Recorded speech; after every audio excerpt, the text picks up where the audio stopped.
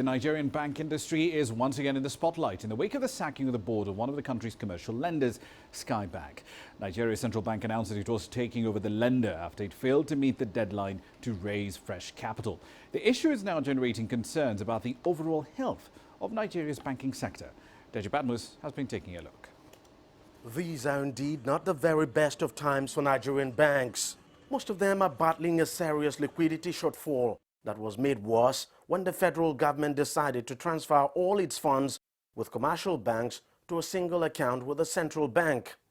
Local banks are also taking a hit from the poor state of the economy, the situation leading to a recent wave of mass retrenchments in the banking industry and pitting some of the banks against labor unions who have been picketing for several weeks now.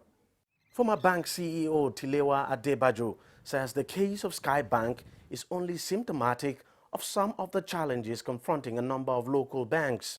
A lot of banks built up a lot of their portfolio. Close to 40% of Nigerian banks' portfolio were in US dollars. And apart from having close to 40% of your portfolio in US dollars, there was a significant amount of that portfolio that was towards oil and gas clients.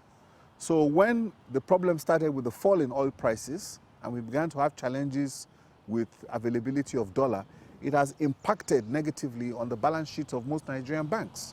Most of the Nigerian banks now have close to 10% of their portfolio as non-performing loans. It's more than twice the statutory requirements. Now, banking stocks have not fared well at all in recent times on the Nigerian Stock Exchange, dropping by 6.3% on the Exchange Banks Index.